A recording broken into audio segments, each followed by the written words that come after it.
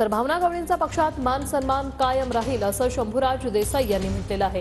Ticket नाकारलं तरी पक्षात मान सन्मान कमी होणार नाही। हेमंत पाटील पक्षात नाराज नाहीत असंही शंभूराज देसाई म्हणाले। निरुपम शिवसेनेत येत असतील तर स्वागतच आहे असं देसाईंनी म्हटलंय।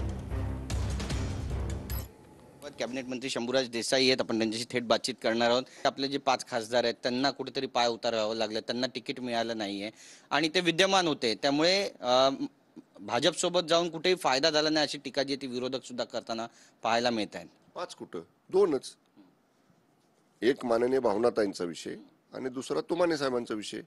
पण त्या दोघांच्या बरोबरही चर्चा करून माननीय मुख्यमंत्री महोदयांनी प्रत्येकाशी 2-2दा 3-3दा 4-4 वेळा चर्चा केलेली आहे आणि आज जरी ते खासदार म्हणून त्यांना उमेदवारी नसली तरी त्यांचा मान सन्मान रुतबा हा पक्षामध्ये तेवढाच राहणार आहे। ते पदावरती नसले म्हणून काय त्यांचा मान सन्मान रुतबा पक्षामध्ये कुठेही कमी होणार नाही। नाशिकचा विषय आहे, गजानन कीर्तिकर हे सुद्धा उभे राहणार नाहीत अशी चर्चा आहे। यांना मग कसं काय तुम्ही सामावून घेणार आहे? आणि दुसरा सगळ्यात महत्त्वाचा विषय, हेमंत पाटील आज त्या ठिकाणी उपस्थित राहिले नाही फॉर्म भरताना कोहलीकरांचा, त्यामुळे बऱ्याचशा चर्चा झळू लागल्यात की त्यांची नाराजी आहे का?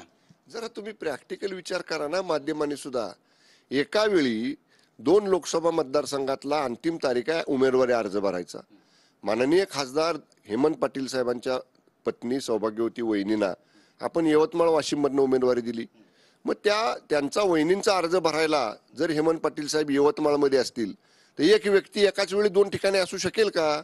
याचा विचार करा ना। म्हणजे तुम्ही सुद्धा का नाही अशा बातम्या चालवता की आता त्यांना अधिकृत उमेदवारी मिळाली पक्षाची, ते तिकडे अर्ज भरायला गेले तर इकडे नाहीत म्हणजे नाराज आहेत, असं नाही हो। थोडं समजून घ्या। नाशिकचा दावा आपला आपण सोडलेला आहे, कारण दावा राष्ट्रवादी पण आजपर्यंत सोडलेला नाही। म्हणजे निरुपमांनी आज पत्रकार परिषद घेतली आहे, त्यांनी म्हटलं की काँग्रेसमध्ये बरेचसे मतभेद झालेले आहेत, 5 गट पडलेले आहेत आणि मी उत्तर पश्चिम मधूनच निवडणूक लढवेन असं सुद्धा म्हणतात। आता कयास लगावले जातात कारण गोविंदा लढणार नाहीत असं सुद्धा आता चर्चा होऊ लागलेली आहे। काय नेमकं खरं आहे आणि काय घडेल असं तुम्हाला वाटतं? हे बघा, माननीय माजी खासदार संजय निरुपम साहेबांचा जर विचार केला तर ते पूर्वी शिवसेनेमध्येच होते। राहिला प्रश्न उमेदवारीचा, तो अधिकार आमचा कोणाचाही नाही, तो अधिकार आमचे मुख्य नेते आणि मुख्यमंत्री शिंदे साहेबांचा आहे। तसं जर निरुपम साहेबांनी त्यांना चर्चा करायची असेल, त्यांना भेटायचं असेल, बोलायचं असेल तर ते केव्हाही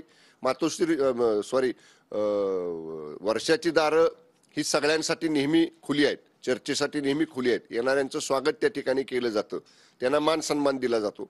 त्यामुळं निरुपम साहेब केव्हाही माननीय शिंदे साहेबांशी चर्चा करू शकतात। शिंदे साहेब त्यांच्याशी चर्चा करून योग्य निर्णय घेतील। मातोश्रीच्या अजूनही आठवणी आहेत तुमच्यासोबत?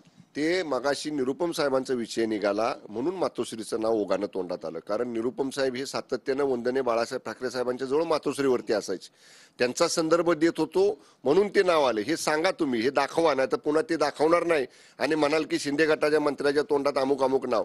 ते निरुपम साहेबांच्या संदर्भानं ते नाव आलं की निरुपम साहेब हे सातत्यानं मातोश्रीवर असायचे त्यावेळी। कॅमेरा पर्सन नरसिंग सह गिरीश गायकवाड, TV9 मराठी, मुंबई।